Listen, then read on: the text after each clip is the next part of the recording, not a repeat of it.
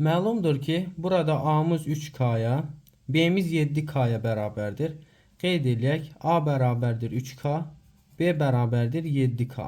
Onda əkob AB'də K'nı mötərizə xaricinə çıxarsaq, buradan K vuraq, əkob 3, 7.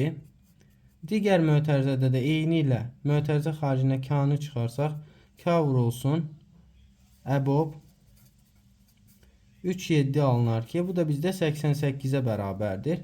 3 və 7 sadə ədədlər olduğu üçün onların əkobu hasili, yəni 21K plus əbobu 1'ə bərabərdir. K bərabər olar 88'ə. 22K bərabərdirsə 88, buradan K'mızı tapmış olarıq 4. Əgər K 4-sə, A'mız edir 3K, yəni 12, B'miz 7K, 28. Bizdən də AB hasilini tapmaq tələb olunur ki, A vur B bərabər olar 12 vuraq 28'ə.